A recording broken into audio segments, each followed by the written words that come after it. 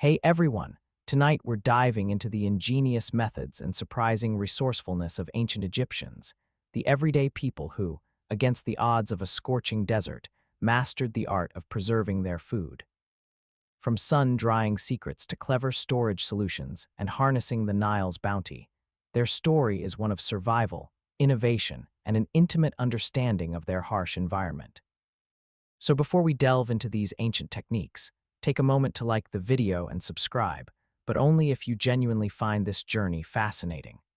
And let me know in the comments where you're watching from and what time it is for you. It's always amazing to see our global community gathering. Now, perhaps grab a cool drink, settle in, and let's transport ourselves back to the banks of the Nile. Let's ease into tonight's exploration together. When you picture ancient Egypt, you might conjure images of towering pyramids, golden pharaohs, and mystical gods. But for the everyday Egyptian, a far more pressing concern was how to ensure their next meal wouldn't spoil under the relentless desert sun. It wasn't just about grand monuments, it was about daily sustenance. The sun, Ra in his golden bark, was beginning his descent towards the western horizon, painting the vast, usually pale sky in hues of fiery orange, deep violet, and soft rose. Below, the land of Kemet, the Black Land, lay expectant. It was the time of Akhit, the inundation, when Hapi, the spirit of the Nile, swelled his mighty river, blessing the parched earth with life-giving waters and the promise of fertile silt. In the village of Anput, nestled a comfortable distance from the Nile's main channel yet close enough to benefit from its canals, the air was thick with a mixture of anticipation and the familiar scent of wood smoke, baking bread, and the faint, earthy aroma of the river itself.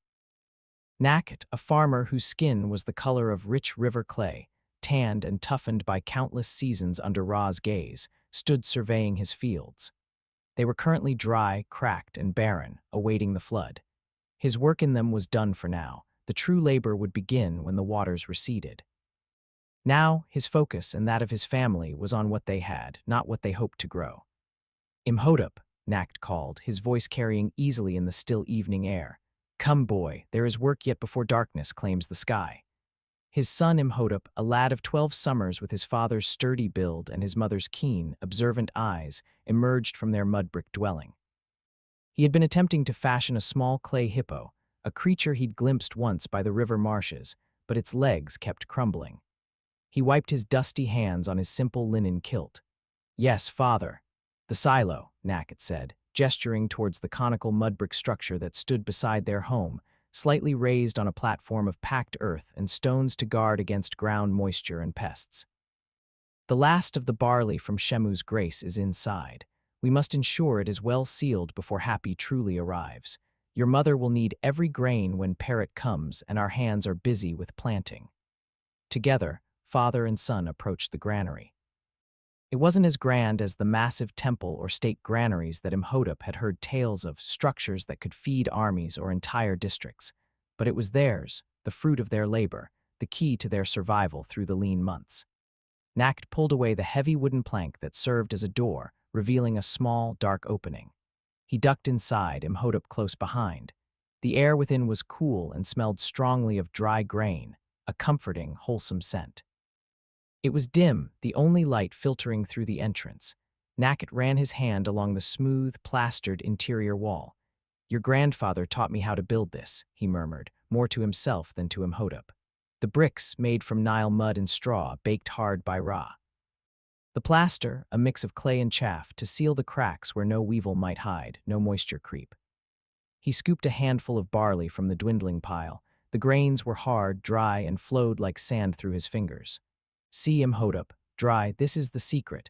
If there is dampness, the grain will rot or sprout or become a feast for tiny invaders. All our work in the fields, the plowing, the sowing, the reaping, the threshing, the winnowing, all of it is for naught if we fail here in the quiet dark of the silo. Sekhmet, Nakht's wife, appeared at the entrance, her presence bringing a sense of calm authority. Her face, framed by dark, braided hair, was lined with the wisdom of seasons past, but her eyes were bright and missed nothing. In her hands, she carried a small pot of thick Nile mud, mixed with finely chopped straw. The last of the onions are braided and hung, she announced, her voice practical. And the garlic, too, they will keep well in the cool of the inner room. Merit is sorting the dried herbs, dill, coriander, cumin. We will need them for flavoring when fresh greens are scarce. Nakit nodded. Good. Imhotep, help your mother. We will seal the door well tonight. Sekhmet showed Imhotep how to take dollops of the mud mixture and press it firmly into the crevices around the wooden door plank, ensuring an airtight seal.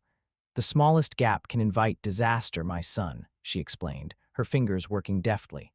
Ants, weevils, even mice, if they are desperate. And the damp air that Happy brings with him, it searches for ways to spoil what Ra has helped us preserve. Merit, their daughter, 2 years Imhotep's senior, joined them. She was slighter than her brother, with a quiet grace, but her hands were already skilled in many household tasks. She had been learning from Sekhmet since she was old. Enough to walk, and her knowledge of herbs, food preparation, and preservation was growing daily. The lentils and chickpeas are secure in their jars, mother, Merit reported. Each sealed with a clay stopper and more mud. I checked the ones from last year, they are still hard and good. Sekhmet smiled. You learn well, daughter. These small efforts, these careful ways, they are the threads that weave the pattern of our lives, ensuring we have sustenance when the fields are either flooded or fallow. As darkness enveloped the village, the family gathered inside their home. A single oil lamp cast flickering shadows on the walls. The main meal had been simple, a thick porridge of barley, some rehydrated dried fish caught months ago, and a handful of dates for sweetness. The conversation, as it often did at this time of year, revolved around the coming flood and the state of their preserved food. The priests at the Temple of Sobuk say Happy will be generous this year, Nakit said, wiping his mouth with the back of his hand. The omens are good, Sekhmet nodded. May it be so. A strong flood means rich silt, and rich silt means a bountiful harvest. But we must not be complacent. We have enough grain, if we are careful, to see us through Perit and into the early part of Shemu. The dried fish is plentiful, thanks to your skill with the nets, Nakit, and the dates from our palms were abundant. Imhotep listened intently. He understood that their lives were a constant dance with the rhythms of the Nile and the sun. Akhit brought the water, Perit the growth, and Shemu the harvest and the heat. Each season had its demands, its challenges, and its own specific ways of ensuring that food was not wasted. Mother, Imhotep asked, the vegetables we picked just before the canals began to fill the last of the lettuces and radishes, what did you do with them? We ate some, but there were many. Sekhmet smiled at his curiosity. Some, the hardiest leaves, I laid out on clean mats on the roof, under Ra's watchful eye but shielded from the harshest of his rays by a light linen cloth. They are brittle now, and I have crumbled them into a jar. They will add a touch of green to our stews when fresh vegetables are but a memory. It is not much, but every little bit saved is a little bit gained. She then pointed to a string of small, dark objects hanging from a wooden peg. And see these, the last of the okra pods. Too tough to eat fresh, but if you dry them until they are like stone, they can be ground into a powder to thicken soups and stews. Nothing is truly wasted, Imhotep, if one has the knowledge and the patience. Nakit added, even the chaff from the grain, we use it, to mix with mud for bricks, to temper the plaster for the silo, as bedding for the few animals we keep. Everything has its purpose. The conversation turned to the temple stores. The priests, as servants of the gods and administrators for the pharaoh, oversaw vast granaries and storehouses. They collected taxes in the form of grain, livestock, beer, wine, and other goods. These stores were not just for the priests and temple workers. They were also a reserve for the entire community in times of severe hardship, and for provisioning royal expeditions or work crews, like those who built the great tombs and pyramids far to the north. The temple's scribes, Nakit mused, they count every sack, every jar. Their records are meticulous. They understand, as we do, that the wealth of Kemet is not in gold or jewels alone, but in the bounty of the land, carefully husbanded. Sekhmet nodded, and they too use the same ways as us, only on a grander scale. Sun, wind, salt, and cool, dark places. These are the gifts of the gods for preserving their other gifts. Before they slept, Sekhmet took a small offering of dried barley and a fig to the little household shrine dedicated to Renenutet, the cobra goddess of the harvest and nourishment. She murmured a prayer of thanks for what they had, and a plea for continued abundance and the wisdom to preserve it. Imhotep lay on his reed mat, listening to the distant sounds of the village, settling down, a dog barking, the soft murmur of voices from a neighboring home, the chirping of crickets. He thought about the silo, sealed tight against the coming dampness, holding the precious grain. He thought about the strings of dried okra, the jars of brittle lettuce, the carefully stored onions and garlic. It was a complex system, a web of knowledge passed down through generations, all designed to defy the harshness of the desert climate and the cyclical nature of the life-giving river. He felt a sense of security in that knowledge and a growing desire to master it himself. The inundation was a time of waiting, but also a time of deep reliance on what had been saved. And as the first tendrils of Happy's floodwaters began to creep into the nearby canals, the family of Nakhet, like countless others along the Nile, felt a quiet confidence. They were prepared. Part 2, the bounty of Parrot growing season, the waters of Akhet, having reached their peak, began their slow, deliberate retreat. They left behind a transformed world. The red, barren desert landscape that stretched beyond the river's immediate embrace remained, but where Happy had touched, now lay a blanket of thick, dark, miraculously fertile silt. This was Parrot, the season of growing, of emergence, and the village of Anput stirred with a renewed energy. The air, no longer heavy with the dampness of the inundation, grew crisper in the mornings and evenings, though Ra's midday gaze was still strong. Nakhet was in his element, his renewed. Fields, rich with the Nile's gift, were ready. With his simple wooden ard, sometimes aided by his donkey, he broke the newly deposited earth, preparing it for seed. Sekhmet, Merit, and even Imhotep, when he wasn't needed for heavier tasks, followed, carefully sowing emmer wheat and barley, the staples of their diet. They also planted flax for linen, and a variety of vegetables in smaller plots closer to their dwelling, where they could be easily watered from the irrigation channels Nakhet painstakingly cleared and maintained. The first to emerge from the black earth were the quick-growing leafy greens, lettuces, cresses, and young onion shoots. These were a welcome change after months of relying on dried provisions. They were eaten fresh, crisp, and vibrant, often simply dressed with a little salt and perhaps some oil if it could be spared. Sekhmet, however, always with an eye to the future, would select some of the hardiest outer leaves from the lettuces, wash them carefully, and lay them on a clean reed mat on the flat roof of their house. "Why dry these, mother?" Imhotep asked one afternoon, watching her arrange the leaves. "They are so good to eat now, and there seem to be so many." Sekhmet paused, her hands gentle with the delicate greens. "Now, yes, they are plentiful, but Parrot, while generous, is not endless. Shemu will come with its great heat, and fresh greens will wither. These dried leaves, though they lose their crispness, retain some of their essence.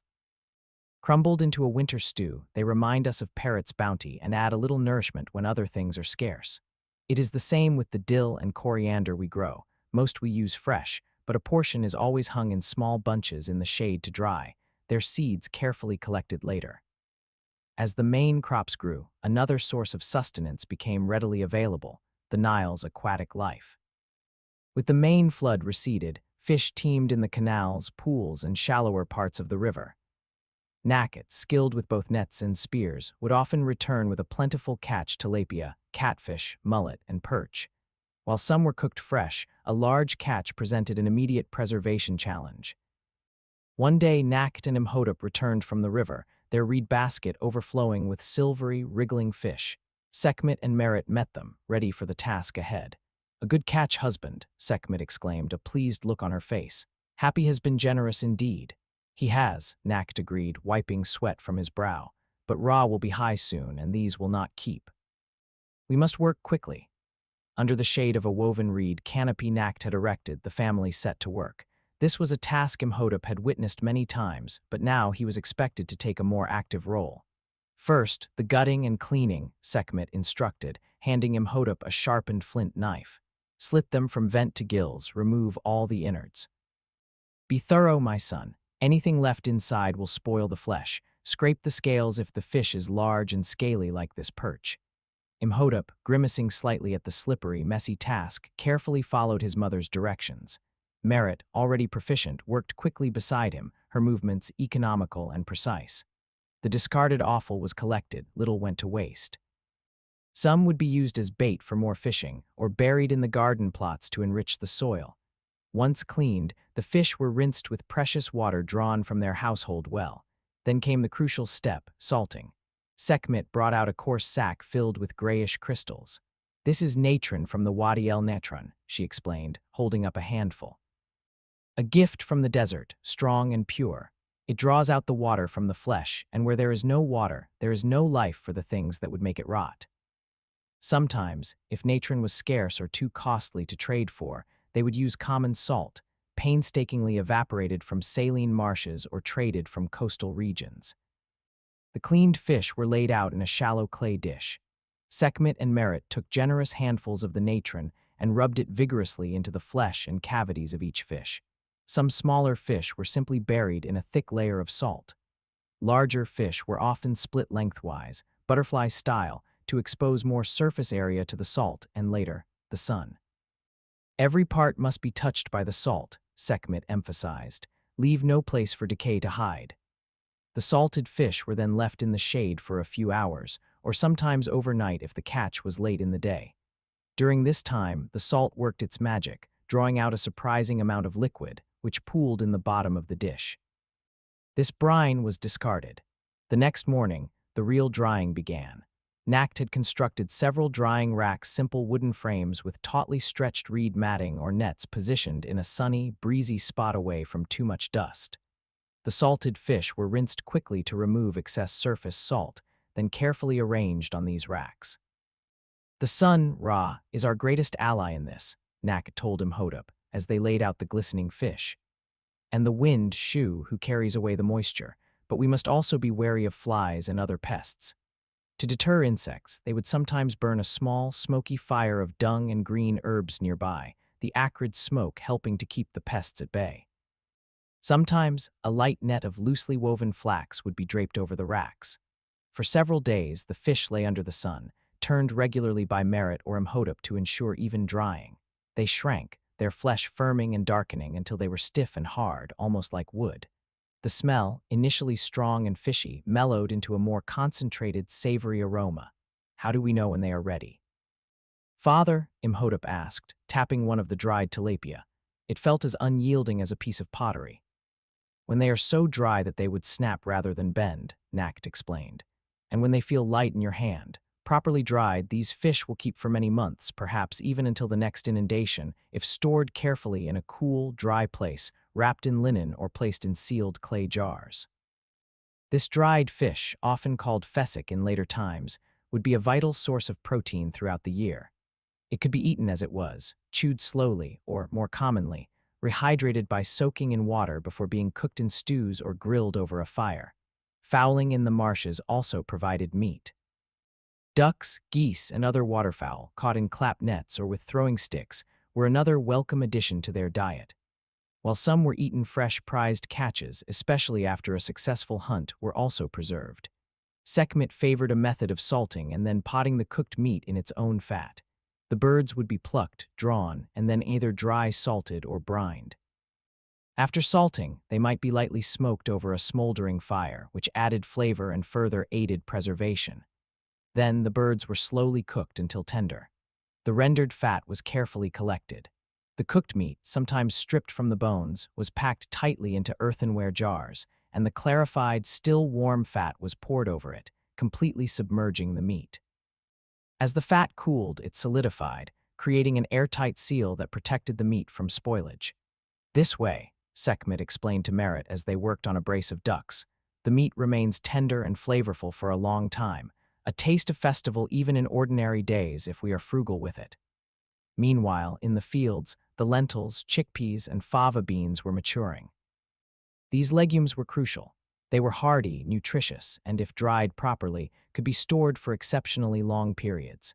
The harvest of these was a family affair. The plants were uprooted or cut, then laid out on hard, packed earth to dry further in the sun. Once brittle, they were threshed, beaten with sticks, or trodden by donkeys to release the precious seeds from their pods. Winnowing followed, tossing the threshed material into the air so the wind could carry away the lighter chaff, leaving the heavier pulses behind. Absolute dryness, Imhotep, remember that, Nakt would say, examining a handful of freshly threshed chickpeas. Even a little dampness and the weevils will find their way in or mold will grow. Feel how hard they are. Like little stones, that is what we want. Once thoroughly dried, these pulses were stored in large pottery jars. Merritt had the task of ensuring the jars were clean and perfectly dry. The lentils, chickpeas, and beans were poured in, and then a clay stopper, often with a little dried grass or linen as a gasket, was fitted into the mouth of the jar. Sekhmet would then use more Nile mud, sometimes mixed with ash, to seal the stopper completely, making it airtight. These jars were then stored in the coolest, darkest part of their dwelling. "One jar of lentils," Sekhmet would remark, tapping a newly sealed container, "can provide many meals when simmered into a thick pottage with a few herbs." They are a humble food, but a steadfast friend through the lean months. The fields were now a vibrant green, the stalks of wheat and barley growing taller each day. The vegetable plots were yielding onions, garlic, cucumbers, melons, and more. Perit was indeed a time of abundance, a stark contrast to the submerged world of Akhit. But even amidst this plenty, the lessons of preservation were never forgotten. Every surplus, every opportunity to store food for the future, was seized upon with diligence and skill, a testament to the ancient wisdom that allowed life to flourish in the very lap of the desert. Imhotep watched, learned, and participated, understanding that these rhythms of sowing, growing, harvesting, and preserving were the very heartbeat of Kemet. Part 3. The scorch of Shemu, harvest and heat. Perit, with its vibrant growth and milder temperatures, gradually gave way to Shemu, the season of harvest, but also of intense, unyielding heat. Ra reigned supreme in a sky often bleached pale by his power, and the hot Khamsin winds could blow in from the desert, carrying sand and desiccating everything in their path. The Nile, now much reduced, flowed languidly between its banks. For the farmers of Anput, Shemu was the culmination of the year's agricultural efforts, a period of intense labor under a punishing sun, but also of great reward if Hapi and Renenutet had been kind. The first and most critical harvest was that of the grains, emmer wheat and barley. The fields, once a lush green, had turned to vast expanses of gold, the heavy heads of grain bowing under their own weight. Nakht, Imhotep, and other men and older boys from the village went out at dawn, before the heat became unbearable, armed with simple sickles made of a wooden handle set with sharp flint teeth. They moved methodically through the fields, grasping handfuls of stalks and cutting them near the base. The rhythmic swish of the sickles and the rustle of dry stalks were the dominant sounds. Merritt and Sekhmet, along with other women and younger children, followed behind, gathering the cut sheaves and tying them into bundles. These bundles were then transported, often by donkey or carried on heads, to a communal threshing floor, a wide, circular area of hard, packed earth, usually located on slightly higher ground to catch the breeze. "The sun is fierce today, father," Imhotep panted, wiping sweat from his eyes with a dusty forearm. He was struggling to keep up with Nakht's relentless pace. Nakht paused for a moment, taking a sip of slightly warm water from a clay flask. "It is, my son. Shemu tests our endurance, but the grain will not wait. It is ripe, and we must bring it in before it shatters and spills onto the ground, or before a sudden storm, rare as they are, might ruin it. Every grain is precious." Once a sufficient amount of grain was gathered on the threshing floor, the process of separating the grain from the stalk began. Sometimes donkeys or oxen, muzzled to prevent them from eating the bounty, were driven round and round over the sheaves, their hooves breaking open the husks. Other times, the grain was beaten with wooden flails. It was dusty, tiring work. After threshing, the floor was covered in a mixture of grain, chaff, and straw. Now came winnowing. Nakht and the other men used wide, shallow wooden scoops or baskets. They would toss the mixture high into the air. The heavier grains fell almost straight back down, while the lighter chaff and tiny bits of straw were carried away by the breeze.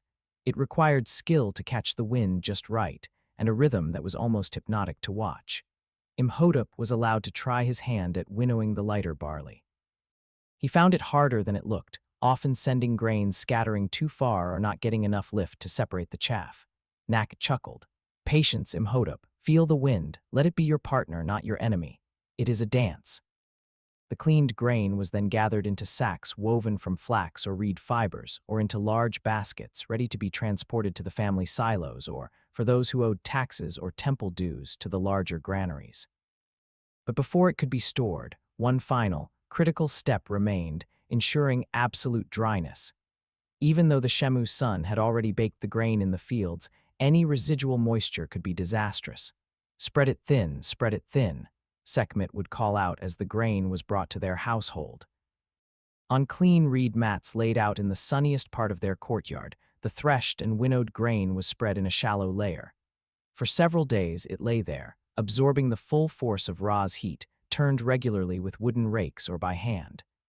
When you bite a grain, Sekhmet instructed Merit and Imhotep, picking one up, it should crack cleanly like a tiny pebble. If it has any softness, any give, it needs more sun. She would also listen to the sound it made when stirred. Perfectly dry grain rustled with a distinctive, crisp whisper.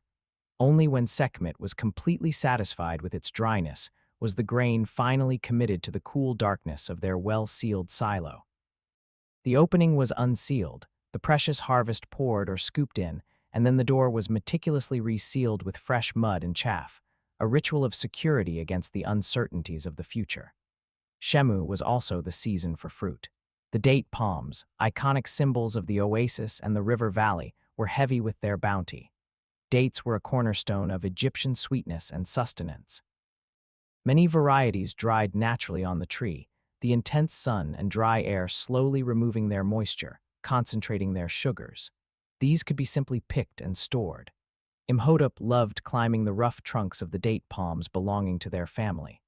From the top, he had a panoramic view of the village and the surrounding fields, a tapestry of gold and green against the starker desert hues. He would carefully cut the heavy bunches of dates, lowering them down with a rope to Merit. "These are already half dry," Sekhmet observed, examining a cluster of wrinkled, amber-brown dates. "Ra has done much of our work, but for long keeping we will dry them further." The dates were spread on mats, much like the grain, for a few more days in the sun, until they were sticky, intensely sweet, and much reduced in size. Some were then stored as they were, in woven baskets or earthenware jars. Others, Sekhmet and Merit would painstakingly pit, then press the sticky flesh together into dense, solid cakes. These date cakes, sometimes with chopped nuts or seeds added if available, were like blocks of concentrated energy, easily transportable and slow to spoil due to their extremely high sugar content. Sugar in this concentrated form acted as a powerful preservative, inhibiting microbial growth by drawing out moisture. "A small piece of this," Sekhmet said, holding up a freshly pressed date cake, "can sustain a traveler for many hours, and in the leaner months it is a welcome sweetness with our bread." Figs, too, ripened under the Shemu sun. Like dates, they were often sun-dried. Merit became quite adept at this, carefully selecting ripe but firm figs, sometimes splitting them partially and arranging them on trays. Once dried to a leathery texture, they were often threaded onto strings, creating long, decorative, and practical garlands of preserved fruit, which could be hung in a cool, dry place. Grapes, grown in carefully tended vineyards where water could be supplied, were another precious fruit. While much of the grape harvest, especially from larger estates or temple lands, was destined for winemaking, families like Nakets would also preserve them by sun-drying. Spread on mats, the grapes slowly shriveled under the heat, transforming into sweet, chewy raisins. These, like dried dates and figs, were a valuable source of concentrated sugar and calories. Wine itself was a product of preservation through fermentation. Sekhmet didn't make wine on a large scale that was more the domain of specialized vintners or larger households, but she understood the principle. The grape juice, naturally containing yeasts on the skins, would be left to ferment in pottery jars. The alcohol produced during fermentation acted as a preservative, allowing the fruit of the vine to be enjoyed long after the grape harvest. The resulting wine was often stored in amphorae sealed with clay stoppers and resin. The vegetable gardens continued to produce, though the intense heat made some crops struggle. Onions and garlic, however, thrived. These were harvested when their tops began to yellow and fall over. Left to cure in the sun for a few days until their outer skins were papery and dry, they became naturally long keepers. Sekhmet would braid the dried tops of the onions and garlic together into long, attractive ropes, which were then hung from the rafters in the coolest, shadiest part of their home. Stored this way, they could last for many months, providing essential flavor and pungent aroma to their meals. Cucumbers and melons were mostly eaten fresh, their high water content a welcome relief from the heat. Preservation of these was more challenging. While some cultures practiced pickling or lactic acid fermentation for such vegetables, it was less common, or at least less visibly documented on a household scale in ancient Egypt compared to drying or salting. However, it's plausible that small-scale experiments with brine or soured liquids might have occurred, especially if a surplus threatened to spoil quickly. Sekhmet might occasionally submerge sliced cucumbers in a weak brine with herbs for a few days, creating a tangy, short-term preserved relish. Meat preservation was not a daily activity for families like Nakats. Domesticated animals like goats, sheep, or the occasional pig were too valuable to be slaughtered regularly just for household consumption. They were usually reserved for festivals, special occasions, or when an animal was old or injured. Hunting, too, provided sporadic windfalls of gazelle or other desert game. When a larger quantity of meat was available, preservation was essential. One day, a young gazelle, straying too close to the village, was successfully hunted by Nak and a neighbor. His share, though not enormous, was more than the family could eat before it spoiled in the Shemu heat. "We must act quickly," Nak declared, laying the butchered portions on a clean mat. Ra's heat is a swift enemy to fresh meat.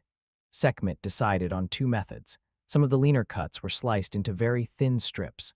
These she lightly salted, then instructed Imhotep to string them onto lengths of flax cord. These cords were then hung in the hottest, driest, and breeziest spot they could find, often on the sun-drenched side of the house, directly exposed to the fierce heat and wind. This was a form of jerky making. The intense sun and dry air wicked away moisture rapidly, and if done correctly, the meat strips would become hard, dark, and incredibly lightweight within a day or two. "These strips of kemenu," she explained, using a term for such dried meat, "will be tough to chew but full of strength. Soaked in water or broth, they will soften and add much richness to a stew." For some of the larger, fattier pieces, she employed a more robust salting method, similar to that used for fish, rubbing coarse natron or salt deeply into the flesh. These salted pieces were then also sun-dried, though they took longer and required careful turning and protection from pests. Sometimes, a light smoking over a smoldering, dung-fueled fire would be employed, the smoke acting as an additional preservative and imparting a desirable flavor. The smoke created a coating of antimicrobial compounds on the surface of the meat. The temple, of course, handled meat preservation on a much larger scale. Animals brought as offerings or taxes were slaughtered by temple butchers. Large quantities of meat were salted, dried, or smoked to provision the temple staff, for use in rituals, or for redistribution during festivals. The scale of their operations was impressive, with dedicated facilities for these processes.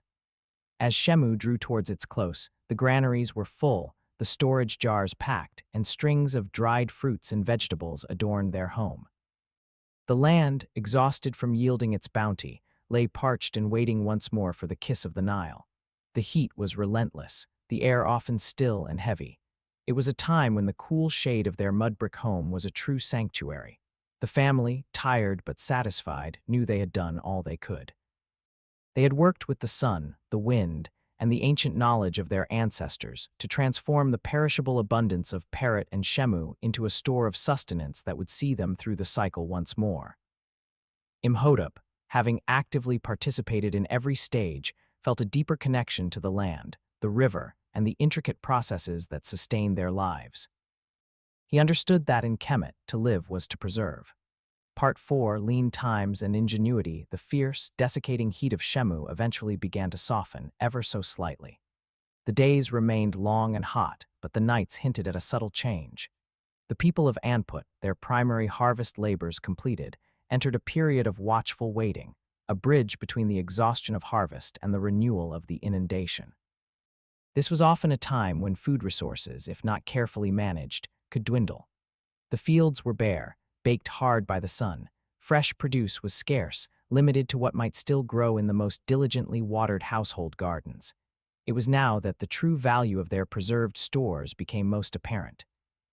One morning, Sekhmet announced, "The barley in the smaller pot is finished. Today, Naked, we must open the main silo."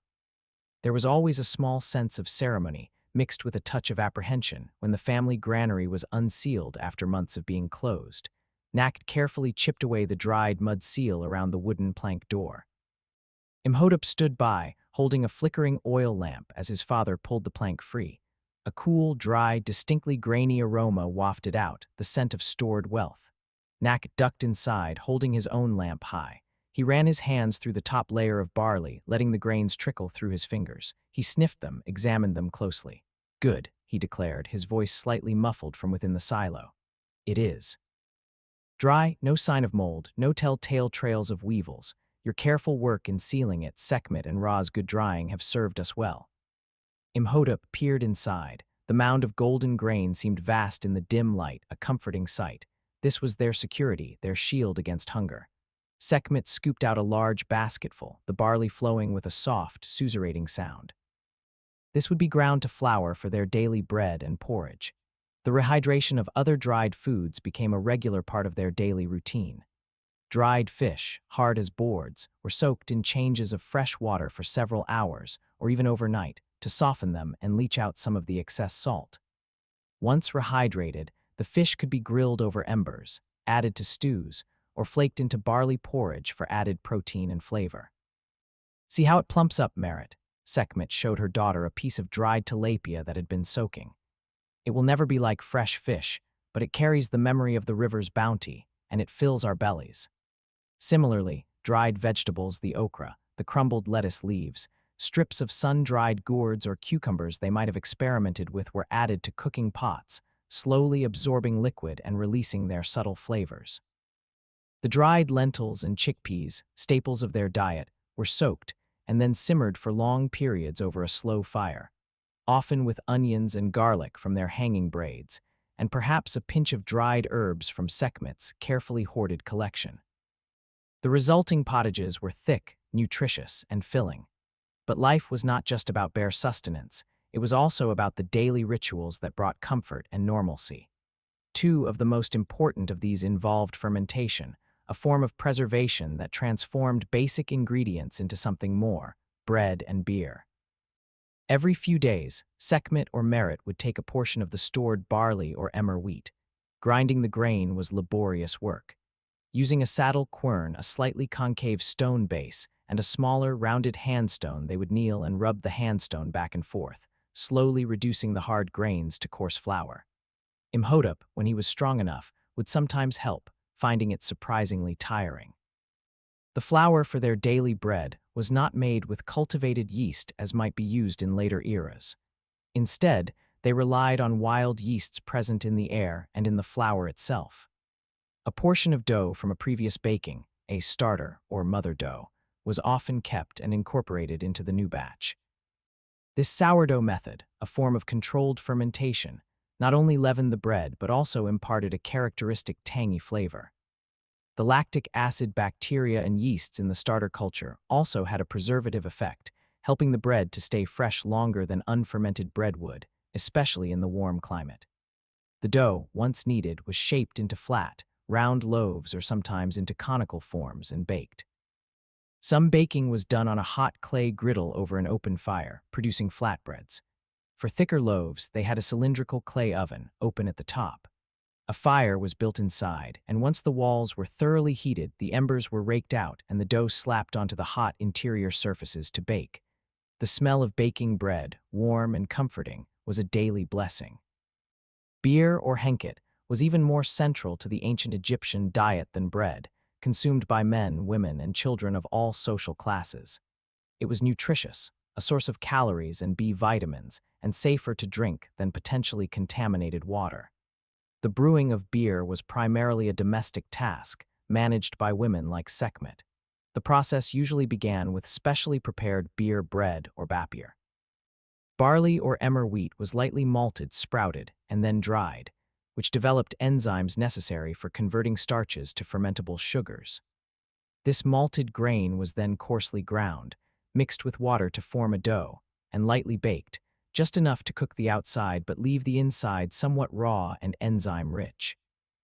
These beer breads were then crumbled into large pottery vessels with more water, and sometimes date juice for extra sugar and flavor.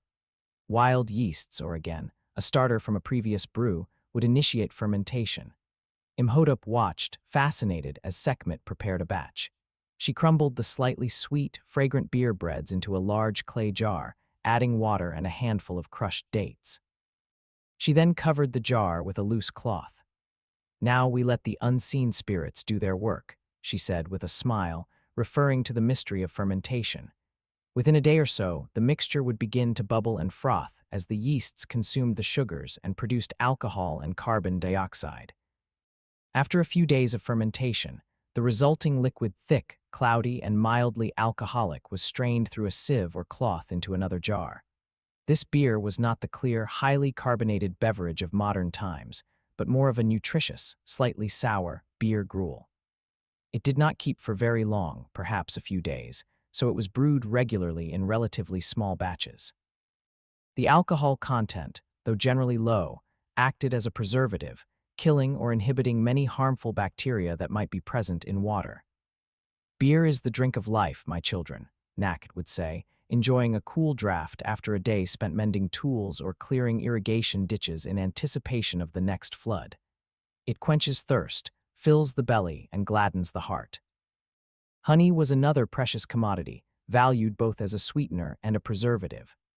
Wild honey was sometimes collected, a dangerous task, but some households and certainly temples kept clay pot beehives. Honey, with its high sugar concentration and natural antimicrobial properties, was an excellent preservative. Sekhmet had a small jar of dark, fragrant honey traded for some of their surplus grain. She used it sparingly. Sometimes, choice pieces of fruit, like perfect dates or figs, would be submerged in honey. Stored this way, they could last for an exceptionally long time, becoming intensely sweet and infused with the honey's flavor, a true delicacy.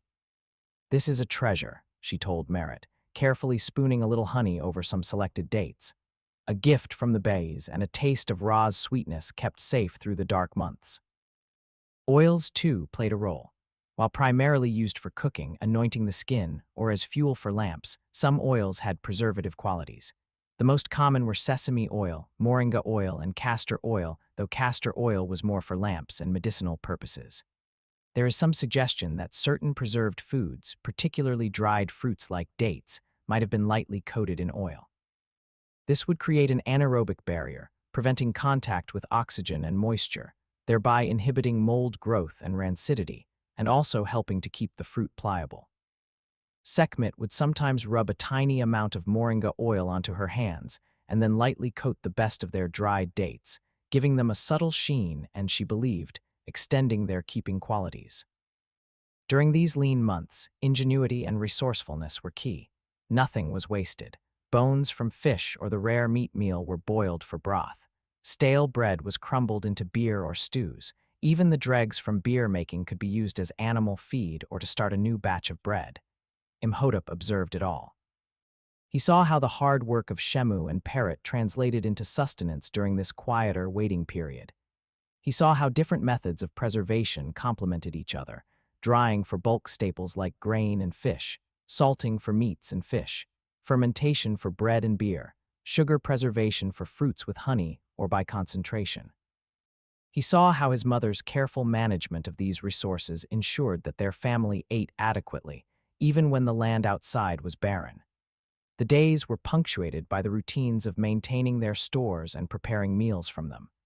There was time for mending tools, weaving linen from the flax harvested earlier, telling stories, and teaching the children. Sekhmet would recount tales of the gods, of Osiris who died and was reborn, mirroring the cycle of the land, and of Isis whose magic and devotion protected Horus. These stories, too, were a form of preservation, keeping alive the beliefs and wisdom of their ancestors. Life was not easy, but it had a rhythm and a security born of knowledge and hard work. The desert loomed large around their fertile strip of land, a constant reminder of scarcity, but the legacy of preservation techniques, honed over countless generations, allowed the people of Kemet to not just survive, but to build a civilization of astounding complexity and endurance, all founded on the ability to manage the bounty of the Nile. Part 5.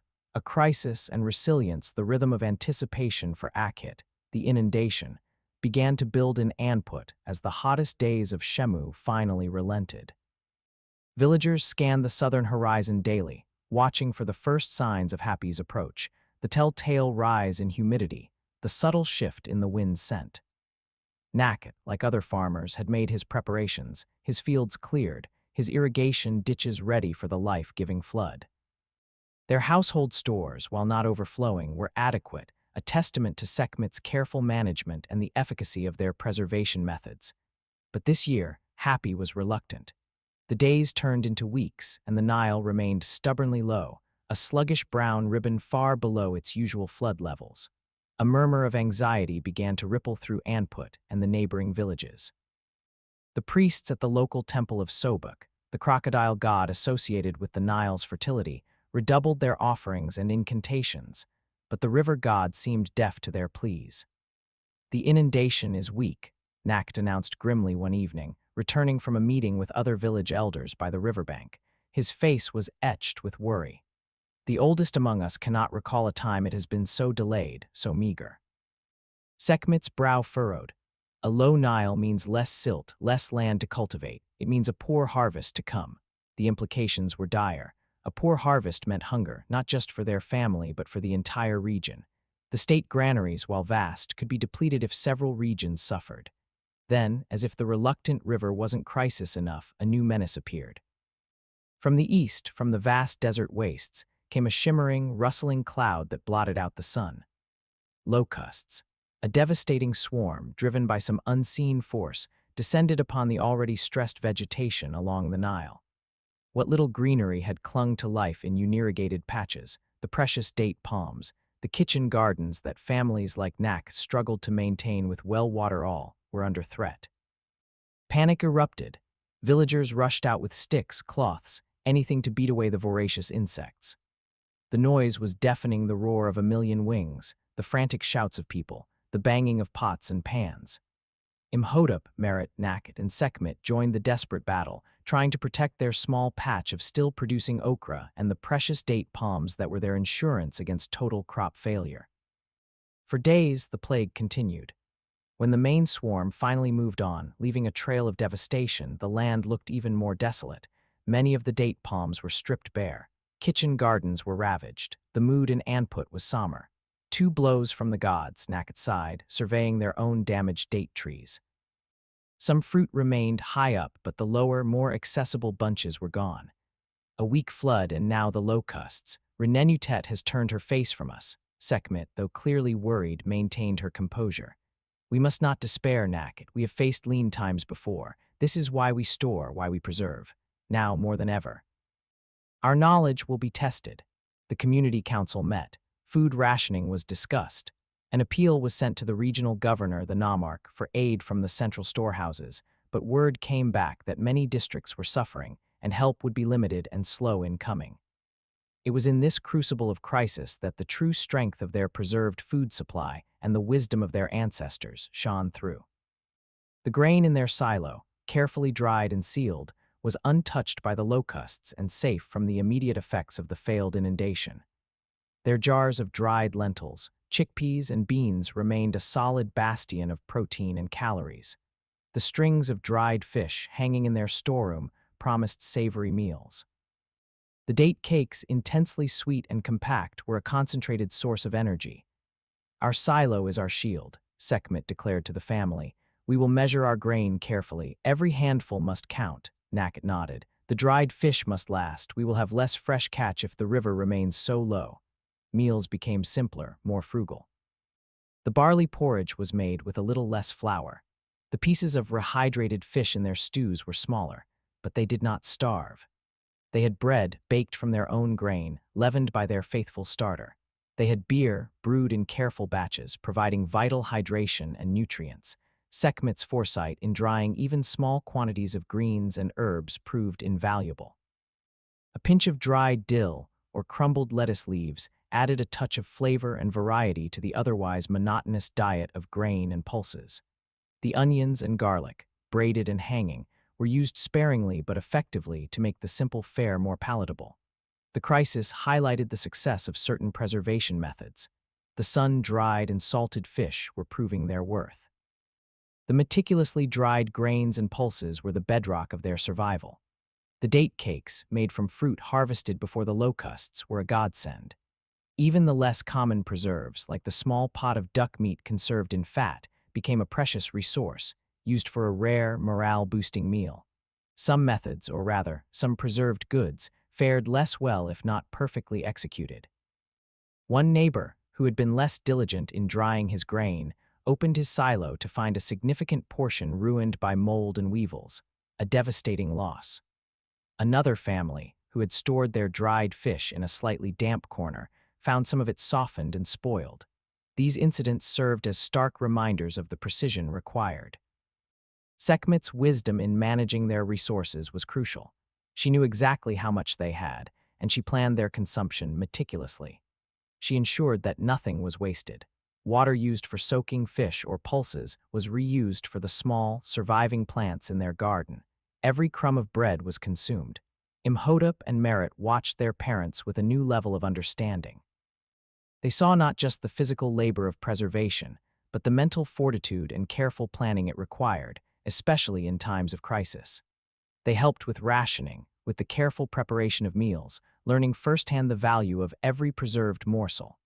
"Remember this, Imhotep," Nak said one evening, as they ate a meager meal of lentil pottage and a small piece of bread. "The river may fail us, the pests may attack, but what we store with wisdom and care, this can sustain us. Our ancestors learned this through many generations of hardship. This knowledge is more precious than gold."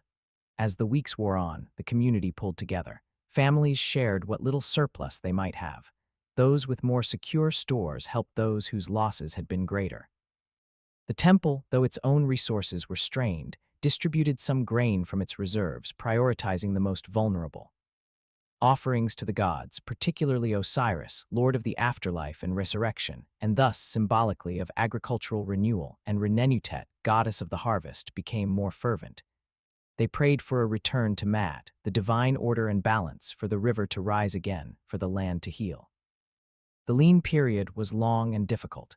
The lack of a proper inundation meant that the planting season of Perit would be severely curtailed. Only lands closest to the diminished river, or those that could be laboriously irrigated by hand from wells or shadufs, could be cultivated. The harvest of Shemu next year was already destined to be poor. Yet through it all, the people of Anput endured. Their resilience was rooted in their communal bonds and, critically, in their age-old mastery of food preservation. The dried, salted, fermented, and sugared foods in their larders were not just sustenance. They were a lifeline, a tangible manifestation of their ability to wrest security from an often unforgiving environment. Imhotep, witnessing this struggle and the quiet heroism of his parents and neighbors, understood that preserving food was not merely a set of household chores. It was an act of defiance against chaos, a commitment to life, and the very foundation upon which their civilization was built. The crisis was a harsh teacher, but it etched the lessons of preservation deeply into his young mind. Part 6, the cycle continues the year of the weak inundation, and the locust plague left deep scars on the land and in the memory of Anput's people. The following Perit was a season of struggle, with greatly reduced planting. The subsequent Shemu yielded a meager harvest, barely enough to replenish their stores, let alone provide a surplus. Families relied heavily on what they had managed to carry over from the previous, more bountiful year. Their preserved foods stretched to their utmost limit. But Kemet was a land of resilience, its people attuned to the cyclical nature of hardship and recovery. And Happy, the spirit of the Nile, was not forever neglectful. The year after the crisis, the signs were different. The humidity arrived on time, the winds shifted, and word came from the south. The river was swelling, truly swelling. When the inundation finally reached Anput, it was a strong, healthy flood, washing away the bitterness of the previous year, depositing a thick, rich layer of new black silt, the promise of renewal. A collective sigh of relief, almost a cheer, went through the village. The temples were filled with grateful worshippers making offerings to Happy, Osiris, and Renenutet. The mood was one of cautious optimism, tempered by the recent memory of hardship.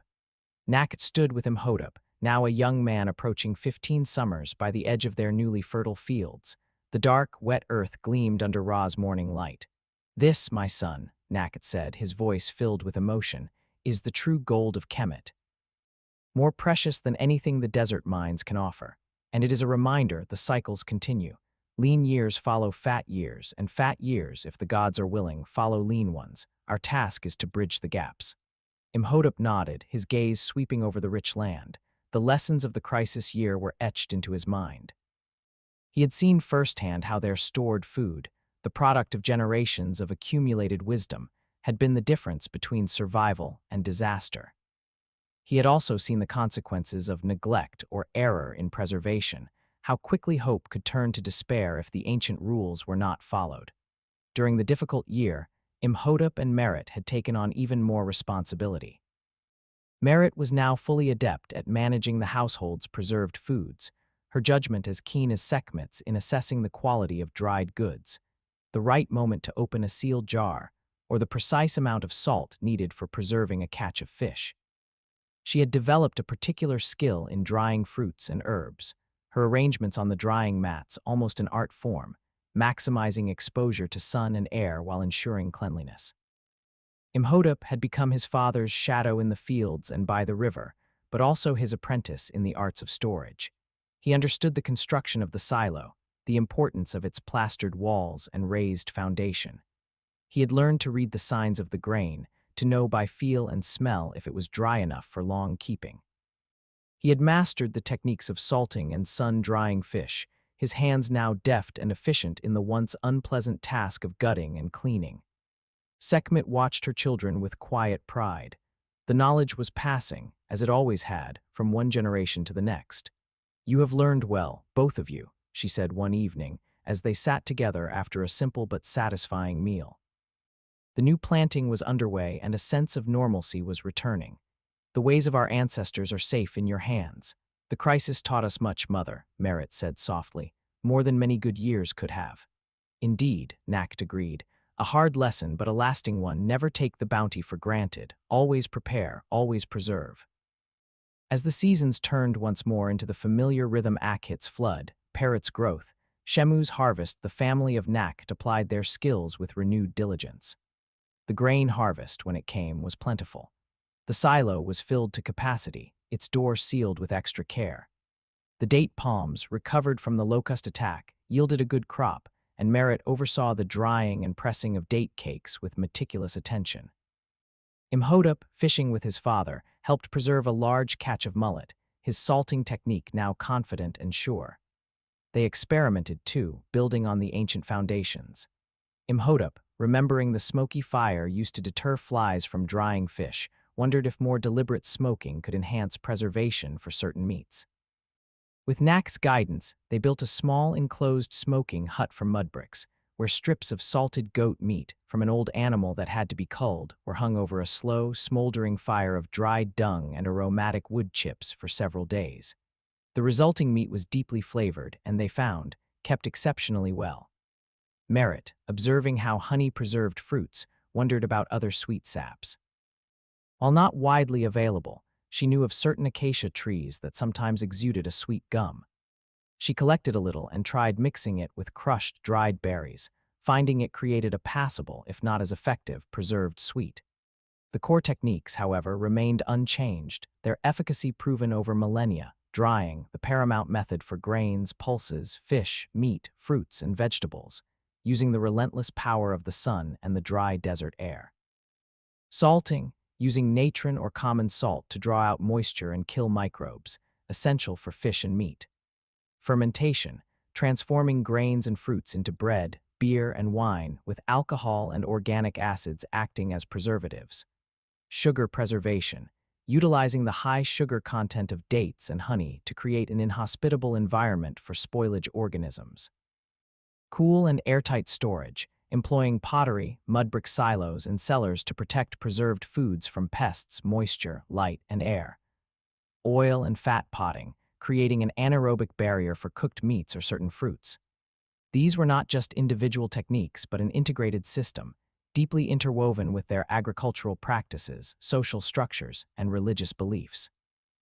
The offerings made to gods like Renenutet were often of preserved foods, perfect sheaves of dried grain, jars of beer, cakes of dried fruit, a recognition of the divine blessing inherent in both the bounty and the knowledge to keep it.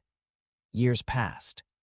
Imhotep grew into a respected farmer and a keeper of much village wisdom regarding storage and preservation. Merit married a boat builder from a nearby village, taking her skills with her, ensuring the knowledge spread.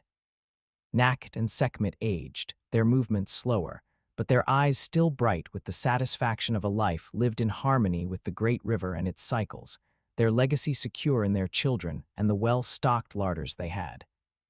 Maintained through flood and drought, feast and famine. The story of ancient Egyptian food preservation was not one of dramatic inventions, but of careful observation, patient refinement, and unwavering adherence to principles dictated by their unique environment. In the searing heat and aridity of the desert, juxtaposed with the fertile floodplains of the Nile, they had developed a sophisticated arsenal of techniques that allowed them to conquer the ever-present threat of spoilage and hunger. Their granaries were the foundations of their economy, their preserved rations fueled their armies and monumental building projects, and their household stores were the bedrock of family and community life. The sun set over Anput, casting long shadows from the date palms. The air carried the scent of baking bread and the distant murmur of the Nile. Inside a home much like Nakh's had been, a young boy watched his mother carefully seal a jar of dried figs. The cycle continued, the ancient knowledge passed from hand to hand, from generation to generation, ensuring life's persistence in the Black Land, a testament to the enduring ingenuity of the human spirit in the face of nature's formidable challenges. The desert might be harsh, but the people of Kemet had learned to make its very aridity their ally, turning the sun from a threat into a tool, and thereby building a civilization that would endure for millennia, nourished by the fruits of their labor, preserved by their timeless wisdom. Let's begin. How Cold War Spies Exchanged Secrets Under Extreme Surveillance Part 1. The Crucible, Berlin. 1973, the air in East Berlin, even in the crisp autumn of 1973, carried a unique olfactory signature, the acrid bite of lignite coal smoke from countless chimneys, the faint metallic tang of industry, and an almost imperceptible undercurrent of damp concrete and collective anxiety. For Major Klaus Richter of the Ministerium für Staatssicherheit, the Stasi, it was the smell of his life, a life increasingly feeling like a gilded cage whose bars were forged from ideology and fear. Richter, known within the labyrinthine corridors of the Stasi's Normanenstrasse headquarters by the operational codename Falcon, was a man in his late 40s. His once sharp features were now etched with a weariness that went deeper than mere physical fatigue. He projected an image of unwavering loyalty, a meticulous enforcer of state security. His office, functional and gray, overlooked a courtyard where uniformed figures moved with purposeful, joyless strides. Inside, however, a quiet rebellion had taken root, nurtured by years of witnessing the state's casual cruelty, the paranoia that corroded every human interaction, and a personal tragedy, the death of his dissident brother in a Stasi prison, officially labeled a suicide that had finally fractured his carefully constructed loyalty. He wanted out, not just for himself, but to strike a blow against the system that had consumed his brother and was slowly suffocating the spirit of his country. He had access, deep access, to information that could cripple Stasi operations in the West, expose networks, and perhaps, just perhaps, make a difference. But the price of such betrayal, if caught, was absolute. The surveillance was total. His phone was tapped, his apartment likely bugged, his movements logged. His colleagues were also his watchers, and informants were woven into the fabric of society like threads in a shroud. To even think of reaching out to the West was to dance on the edge of a razor. Across the wall, in the neon-lit, cacophonous bubble of West Berlin, Michael Davies, known to his MI6 handlers in London as Alexei, moved through his days with a similar, albeit differently motivated, caution. His official cover was that of a mid-level trade attaché at the British mission, a role that provided plausible reasons for his interactions and movements, but also painted a target on his back for Eastern Bloc counterintelligence. Davies was younger than Richter, in his early 30s, with a mind like a steel trap and nerves honed by years operating in hostile environments. He understood Berlin, a city of ghosts, mirrors, and whispers, the front line of a silent, vicious war. His apartment, though more comfortable than anything Richter enjoyed, was also a place of vigilance. He routinely swept for bugs, varied his routines, and practiced the Moscow rules of operational security as if his life depended on them, which it did. His current brief was to cultivate and handle high-value assets within the East German establishment. It was a slow, patient game, punctuated by moments of heart-stopping risk. The first signal from Falk was almost laughably mundane, yet electrifying in its implications. For 3 consecutive days, a specific, obscure West German literary journal appeared in the accidentally left behind basket of a small, state-run antiquarian bookshop on the Schillingstrasse, a shop Richter was known to occasionally, and legitimately, patronize. The journal was open to a page containing a poem about a caged bird. This was a pre-arranged, long-dormant trigger signal, established years ago by MI6 with a now inactive network, a signal so deeply buried it was considered almost mythical. Someone on the inside was reactivating it. Davies, alerted by a local MI6 observer whose job was to monitor such subtle indicators across dozens of potential contact points, felt a familiar surge of adrenaline mixed with dread. If genuine, this was potentially huge. If a provocation by the Stasi's formidable Hauptabteilung Roman II counter-espionage, it was a lethal trap. Falk, a Major Richter, Stasi Abteilung Roman 20 responsible for monitoring cultural and religious dissent, his London control, murmured over the encrypted burst transmission Davies received via his shortwave radio, deciphered laboriously with his one-time pad. High-level access to sensitive internal security matters. Proceed with extreme caution, Alexei. The Stasi are masters of the provocation. Verify, verify, verify. Richter, having placed the journal, felt the cold sweat on his palms. He had taken the first step. Now he could only wait, living each moment under the suffocating blanket of Stasi scrutiny, knowing that his every breath, every flicker of his eyes could be interpreted, analyzed, and potentially condemned. The game had begun. Part 2, the dance of shadows establishing trust. The next few weeks were a masterclass in paranoia and precision for both men. Davies couldn't approach Richter directly, nor could Richter make any overt move. The Stasi's eyes were everywhere, its ears amplified by a web of inoffizielle Mitarbeiter IMs, unofficial informants, from janitors to university professors. Any deviation from routine could trigger an avalanche. Davies initiated the painstakingly slow verification process. His first step was to acknowledge Richter's signal through an equally deniable channel. Following the old protocol associated with the caged bird trigger, MI6 placed a classified advertisement in the News Deutschland, the official SED party newspaper, ostensibly selling a collection of rare ornithological texts. The ad's contact box number, when certain digits were summed and then cross-referenced with a specific page and line in a commonly available East German telephone directory, pointed to a public telephone number.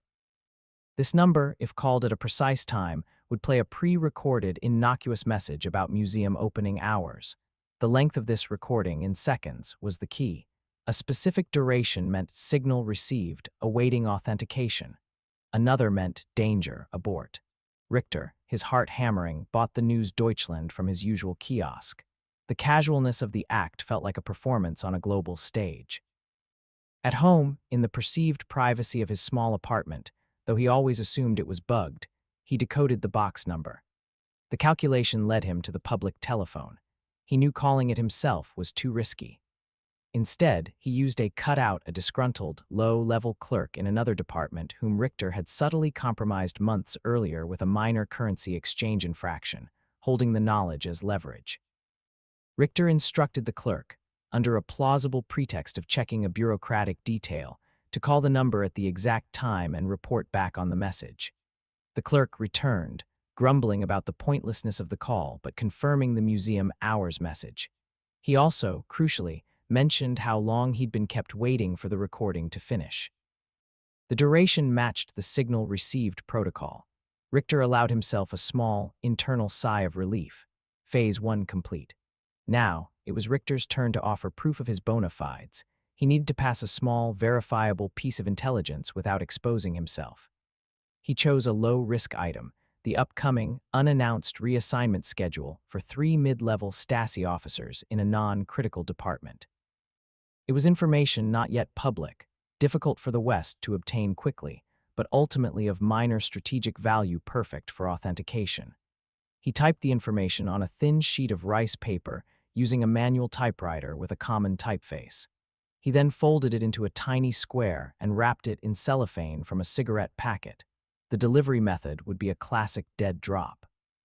He selected a location he sometimes passed on his highly irregular, constitutional walks, a loose brick, in a rarely visited section of the old city wall near the Mekish's museum. The spot was briefly obscured from most angles by a thick cluster of overgrown ivy. The signal to Davies that the drop was loaded was equally subtle. For one day only, Richter would wear a specific, slightly unfashionable tie pin he hadn't worn in years. Davies' local MI6 spotters, a network of ordinary West Berliners with legitimate reasons to cross into the East, pensioners visiting relatives, delivery drivers, and trained in discreet observation, were tasked with looking for this pin. It was a needle in a haystack, but their network was patient. 3 days later, the report came. Falk observed wearing the dragonfly pin. Davies now faced the nerve-wracking task of servicing the dead drop. He couldn't go himself. His presence near such a location would be an instant red flag. He activated a clean operative, a West German national with impeccable East German transit credentials, a swallow used for precisely such tasks. This operative, a woman in her 50s posing as a devoted daughter visiting an ailing mother, was given the location. Her instructions were precise: approach only after an extensive surveillance detection route SDR. If she sensed any observation, however faint, she was to abort. The SDR was a work of art in itself. Davies had planned it meticulously, a series of bus rides, a brief stop in a crowded department store, using reflections in shop windows to check for tails, a leisurely stroll through a park, doubling back on her route, suddenly changing direction, boarding a tram only to alight one stop later. It took over 3 hours. Finally, convinced she was clean, the operative approached the old city wall. With a practiced, almost casual movement, as if steadying herself, her hand brushed the ivy, fingers finding the loose brick. She retrieved the tiny package, replacing the brick seamlessly. The entire operation at the site took less than 5 seconds. Back in West Berlin, Davies received the rice paper. The information was passed to London. Within 48 hours, C confirmed. Intel nugget is solid gold, Alexei. Falk is genuine. Proceed to establish regular contact, but the kid gloves stay on. He's deep inside the bear's den. Richter, meanwhile, waited in an agony of suspense. Had the package been collected? Was he now under intensified surveillance? His signal that he believed the drop had been successful and that he was ready for the next step was equally indirect. He would visit a specific public library and request a particular, out-of-print volume of Goethe. The library's record of this request would eventually be noted by Stasi Abteilung Roman 20 as part of their routine cultural monitoring. An MI6 informant within the library system, a low-level archivist, would then pass this information to Davies. It was a slow, cumbersome method, but deniability was paramount. Weeks later, the confirmation arrived. The dance of shadows had passed its first critical phase. Trust, as much as it could exist in their world, was tentatively established. The real work and the real danger was about to begin. Part 3, the tools of tradecraft, dead drops and signals with Richter authenticated. The delicate architecture of their clandestine communication needed to be solidified. The primary method for exchanging physical intelligence documents, microfilms, occasionally small pieces of equipment, would be the dead letter box, or dead drop. Each drop site had to be carefully chosen, used sparingly, and serviced with extreme caution. Richter, with his intimate knowledge of East Berlin's less observed corners, identified a series of potential locations. One was a hollow metal fence post in a forgotten cemetery bordering a railway line.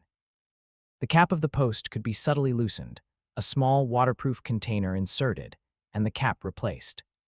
Another was a specific, numbered public bench in the Treptower Park, near the Soviet War Memorial. Beneath one of the wooden slats, a tiny magnetic container could be affixed. A third involved a loose cobblestone in a dimly lit alleyway used mostly by delivery trucks servicing the back entrances of shops. The signaling system was equally crucial and relied on ephemeral, deniable actions. Drop-loaded signal Richter to Davies, a specific brand of West German cigarettes, unavailable in the East, but plausible for a man of Richter's standing to occasionally acquire, left visible in the breast pocket of his coat when he attended official functions covered by Western press attaches, whom Davies could legitimately meet. Or a particular type of flower appearing in the small window box outside his apartment, a red geranium meant drop at site alpha is loaded, a white one for site beta. Drop serviced signal Davies to Richter, a subtly altered display in the window of a specific West Berlin shop visible from an S-Bahn train line that Richter sometimes used. For instance, a display of English books might normally feature a biography of Churchill. If it was replaced by a Shakespearean tragedy for 24 hours, it meant drop alpha serviced, all clear. Emergency/abort signal. If Richter suspected compromise, he would cancel his regular subscription to a niche chess magazine he received by post. If Davies sensed danger, a pre-arranged, slightly misspelled lost dog notice would appear on a public notice board near one of Richter's known travel routes. Each communication, each movement, was preceded by an exhaustive surveillance detection route. For Richter, this was an exercise in nerve-shredding patience. Leaving his Normanenstrasse office, he couldn't simply head to a drop site. He would follow his official, logged route home or to another approved location. Then, perhaps hours later, under the guise of an evening stroll or an errand, he would begin his SDR. He'd walk at a steady, unhurried pace, using shop windows, the chrome of parked cars, even the reflective lenses of other people's glasses to check for followers. He'd abruptly turn corners, enter buildings with multiple exits like the vast GUM department store if he had a reason to be there, pause to tie a shoelace, observing who passed him and who might also pause. He'd take a tram, sit near the back, watching who boarded and alighted with him. If he saw the same unfamiliar face twice, or a car that seemed to mirror his turns too often, he'd abort the operation for that day, returning to his routine, his heart cold with the knowledge that the Stasi's counterintelligence, Hauptabteilung Roman II, or even the KGB, were tireless. Davies, operating from West Berlin but needing to manage drops in the East via his swallows, faced similar challenges. His operatives were trained to spend hours ensuring they weren't being tailed before even crossing Checkpoint Charlie. They used disguises, a different wig, altered glasses, a subtle change in gait. They carried papers that were impeccable, their cover stories rehearsed to perfection. The tension was immense. A mistake by a swallow could lead back to Davies and expose Richter. The intelligence Richter began to pass was invaluable. He provided Stasi assessments of Western intelligence agencies, details of their active measures, disinformation campaigns against NATO, and most critically, information that helped MI6 identify and neutralize Stasi informants operating within West German government circles. The microfilm documents were sometimes hidden inside a hollowed-out bolt, which Richter would drop at a pre-agreed spot in a rarely used industrial area, to be found by a swallow disguised as a maintenance worker. Another time, a tiny roll of film was concealed inside a child's cheap plastic toy left accidentally on a park bench. The psychological toll on Richter was immense. He lived a double life in the most extreme sense, surrounded by colleagues who were experts in deception and betrayal. Every casual conversation felt like an interrogation, every friendly gesture a potential trap. He found himself scrutinizing the faces of his subordinates, his superiors, even his neighbors, wondering who among them might be reporting on him. Sleep offered little respite, filled with anxious dreams of discovery and the grim fate of his brother. His only solace was the belief that he was doing something meaningful, something to atone for his years of service to a regime he now despised. Davies, too, felt the strain. The responsibility for Richter's life weighed heavily on him. He managed other assets, other operations, but Falk was his prize, his obsession.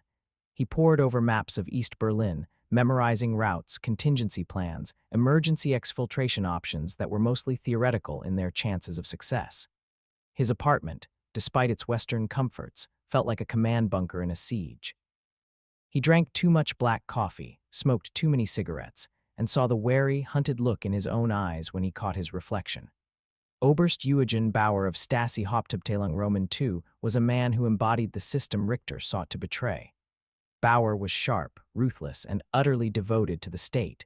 He had a sixth sense for anomalies, for the subtle ripples that betrayal sent through the usually placid surface of Stasi control. Recently, a few too many Western counterintelligence successes had pricked his attention. A well-placed informant network in Bonn had suddenly gone silent. A planned disinformation campaign had been preempted. Bauer didn't believe in coincidences. He began to suspect a leak, a serious one, high up. He initiated a meticulous internal review, cross-referencing access lists, personnel movements, communication intercepts. He didn't know who Falk was yet, but his unseen hunt had begun, a shadow stalking Richter's shadow. Part 4, the human element live encounters, brush pass for months, the dead drop system, cumbersome and nerve-wracking as it was, had served them well. Richter passed intelligence. Davies, through his cutouts, collected it. But then a situation arose that demanded speed and a capacity the dead drops couldn't offer. Richter had stumbled upon something explosive, minutes from a top-secret Politburo meeting discussing contingency plans for a military crackdown in Poland, should the nascent Solidarity movement grow too powerful. The documents were too bulky for microfilming in the short time he had access to them, and too time-sensitive to risk the delay of a standard dead drop cycle. C in London was adamant. Alexei, we need those documents verbatim and we need them yesterday. This is grade A priority 1. A dead drop is too slow, too risky for this volume. You'll have to arrange a live meet. A live meet. The word sent a chill down Davies' spine. In the jargon, it could mean a brief, clandestine conversation, or in this case, a brush pass, a fleeting, seemingly accidental encounter where an item is exchanged. It was infinitely more dangerous than a dead drop. Both participants would be exposed, however briefly. If surveillance was present on either party, they would both be caught. Richter, when the request came through their coded signal chain, a specific sequence of lights left on in a supposedly empty office block visible from one of his vantage points, felt a knot of ice form in his stomach. He understood the necessity, but the risk was almost unbearable. He had the original documents, temporarily removed from a secure archive under a plausible pretext that would only hold up for a day or two. He couldn't copy them within the Stasi HQ without triggering alarms. The planning for the brush pass took a week of agonizing, indirect communication. They needed a location that was crowded, chaotic, with multiple entry and exit points, and where both he and Davies' operative could plausibly be. They settled on the bustling Friedrichstrasse station during the evening rush hour. It was a major transit hub, teeming with commuters, shoppers, and a confusing mix of S-Bahn and U-Bahn lines, some of which even crossed into West Berlin, though heavily controlled. Richter would carry the documents in a standard-issue Stasi briefcase, identical to thousands of others. Davies' operative, a seasoned female agent from a Scandinavian country with neutral papers, codenamed Greta, would carry an identical briefcase. Greta was chosen for her iron nerve and her unremarkable appearance. The choreography was rehearsed mentally 100 times by both Richter and Greta, based on diagrams and instructions passed through the dead drop network. Time, 17:32 precisely. Rush hour at its peak. Location, Platform B, northbound S-Bahn, near the third structural pillar from the main stairs. Action, Richter would be reading a copy of News Deutschland. Greta would approach from the opposite direction, appearing flustered, as if about to miss her train. As the train, which she would not actually board, thundered in, creating noise and distraction, she would accidentally bump into Richter, her briefcase striking his. In the feigned confusion and apologies, lasting no more than 3 seconds, they would swap briefcases. Both would then immediately move off in different directions, melting into the crowd. The signal for Richter that Greta was in position and the area appeared clear would be seeing her briefly adjust a red scarf visible from a distance. If she didn't adjust the scarf, or if she was fiddling with a newspaper instead, it meant abort, surveillance suspected. On the appointed day, the air in Friedrichstrasse station was thick with the smell of diesel, stale tobacco, and hurried humanity. Richter, his SDR taking him on a convoluted 4-hour journey through the city, felt his heart pounding against his ribs like a trapped bird. He clutched the briefcase containing the Politburo minutes, its weight feeling like lead. Every face in the crowd seemed to be watching him. He spotted Greta by the pillar, her back to him initially. She turned, caught his eye almost imperceptibly, and then, with a natural movement, adjusted her red scarf. The signal was on. He began his approach, eyes scanning, his Stasi training screaming at him about the madness of this. He saw the usual plainclothes Stasi patrols, but none seemed focused on him or Greta specifically. The northbound S-Bahn roared into the station, brakes screeching. This was it. Greta moved a little too quickly, feigning anxiety. Clack, the briefcases connected. Verzeichung. Excuse me, she mumbled, flustered. Cane problem, Richter replied, his voice tight. Their hands brushed as they disentangled the identical cases. He had hers, she had his. She hurried towards the train, then at the last second, as if changing her mind, veered away and disappeared into the throng heading for the U-Bahn. Richter turned and walked calmly towards a different exit, his new briefcase feeling alien in his hand. He didn't look back. He didn't dare. He completed another hour of SDR before heading to a pre-arranged safe location, the apartment of a distant, elderly relative he rarely visited, to wait for the signal that Greta had made it back to the west.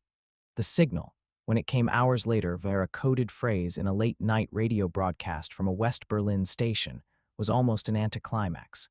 The nightingale has reached her nest. The Politburo documents caused a firestorm in Whitehall, and informant reports on his short list of suspects. Richter's file showed a model Stasi officer, but Bauer was looking for the invisible, the out of place. He noted Richter's occasional late nights at the office, his slightly more frequent constitutional walks, his subscription to the chess magazine, which he knew was sometimes used as a signaling device by other agencies. None of it was conclusive, but it formed a faint, unsettling pattern. Bauer ordered a more discreet, targeted surveillance on Richter, not a full, overt tale that might spook him, but a loose one, with observers noting his movements from a greater distance, looking for deviations, for those moments when he might believe he was unobserved.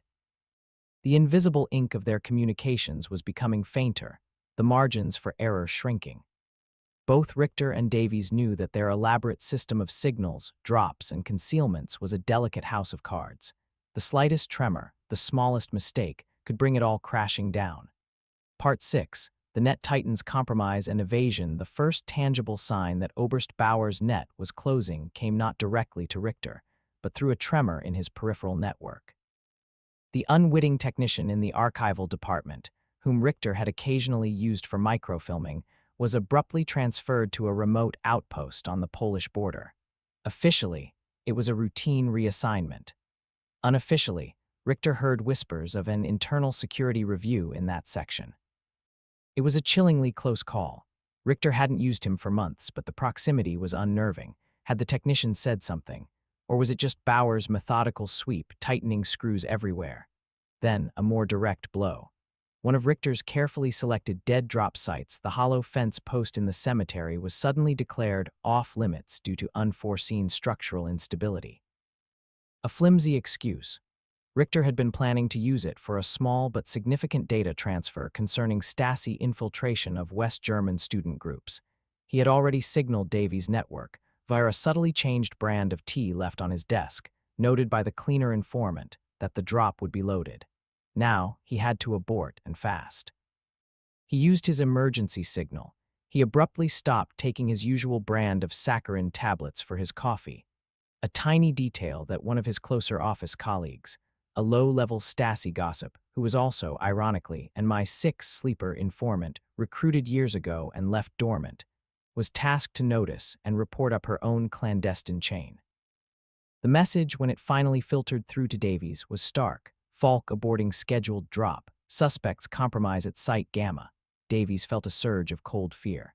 Site Gamma compromised. How? His mind raced. Had one of his swallows been observed? Or was Richter himself under direct suspicion? Bauer, in his Normanenstrasse office, reviewed the latest reports. The structural instability at the cemetery was his doing.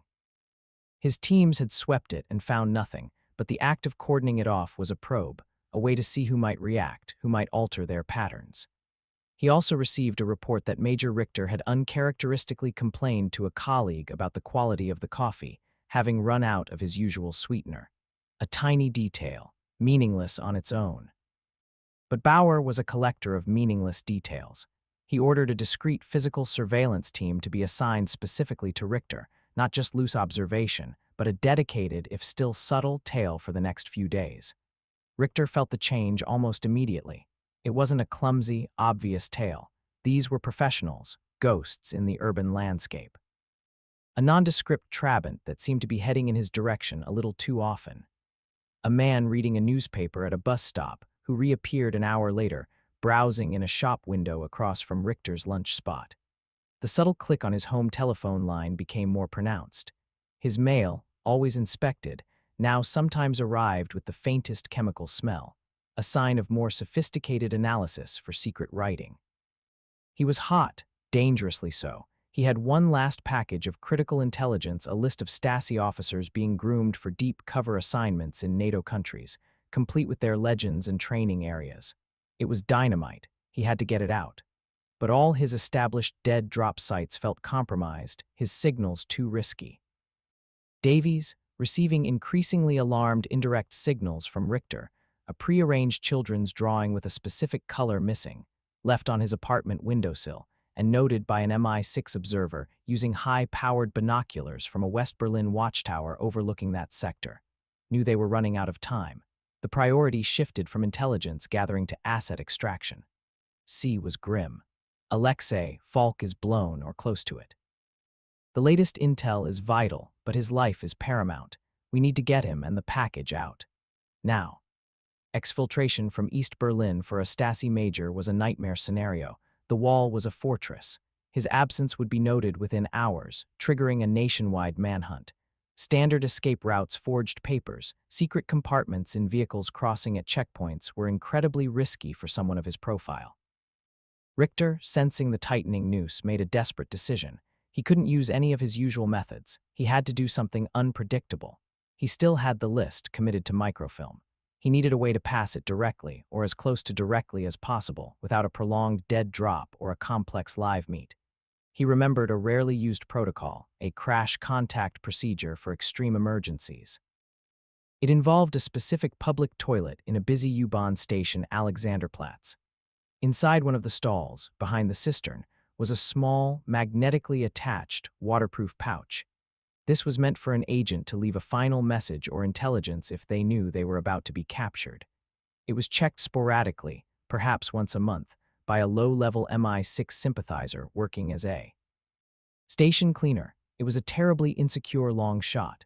Richter went to Alexanderplatz. His SDR was a frantic, desperate series of moves, trying to shake the subtle but persistent surveillance that clung to him like a shroud. He felt Bauer's eyes on his back. In the crowded, anonymous squalor of the public toilet, his heart hammering, he retrieved the pouch, placed his microfilm canister inside, and reattached it. As he exited, he saw a man who had been loitering outside straighten up and speak into a concealed radio. They knew, or they suspected enough. He walked out into the vast square, a hunted animal. He had done all he can. The package was placed. Now it was about his own survival. He had a rudimentary emergency escape plan, a desperate gamble involving a contact in the Protestant church known for helping escapees, but he knew his chances were slim. As he headed towards the rendezvous point, a black Volga sedan with no markings swerved to the curb ahead of him. Two men in civilian clothes, their expressions grim, stepped out. "Major Richter," one of them said, his voice flat. "Oberst Bauer would like a word." Richter felt a profound, sinking weariness. The game, for him, was over. But had the package, his last act of defiance, made it? He didn't know. He could only hope the Alexanderplatz cleaner was due for his round soon and that he was still loyal. Davies, in West Berlin, received the news through a frantic emergency signal from one of his observers near Alexanderplatz. Falk appears to have been detained. A wave of cold nausea washed over him. Richter was gone. The intelligence, the precious list, was likely lost with him, or perhaps, just perhaps, sitting in that desperate last-ditch hiding place. The waiting would be unbearable. Part 7, The Price of Secrets: Exfiltration, or Sacrifice. The arrest of Major Klaus Richter sent shockwaves through the Stasi. Oberst Bauer, his face a mask of cold triumph, personally oversaw the initial interrogation. Richter, under the relentless psychological pressure, the sleep deprivation, the implied threats against distant relatives, knew the Stasi playbook. He also knew that revealing his MI6 contact, Alexei, or any details of their communication methods would be a death sentence for others and would gain him nothing.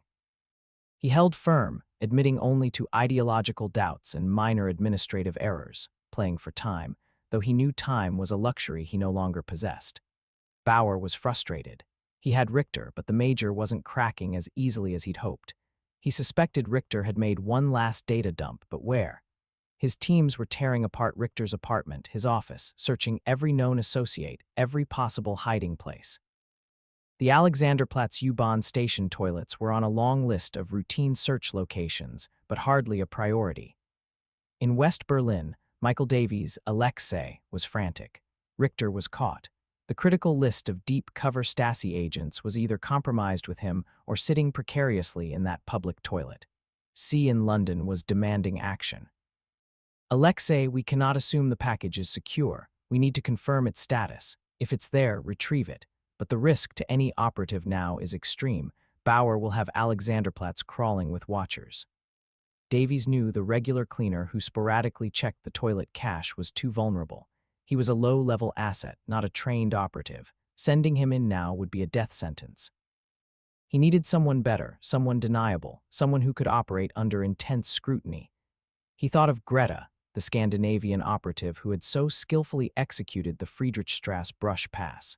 She was still in Berlin, awaiting her next assignment. Greta accepted the mission without hesitation, her face calm, though her eyes reflected the immense risk. Her cover, a tourist, slightly lost, needing to use public facilities. Her SDR would have to be flawless. For 2 days, she meticulously planned her route, observing Alexanderplatz from various angles at different times. She saw the increased Stasi presence, more plainclothes officers, more lingering individuals. But the sheer volume of people passing through the station offered a degree of anonymity. On the 3rd day after Richter's arrest, Greta made her move. Dressed as an unremarkable tourist, complete with a camera and a well-thumbed guidebook, she entered the U-Bahn station. Her approach to the toilets was a masterpiece of misdirection. She asked for directions twice, feigning confusion. She stopped to consult her map. She bought a newspaper.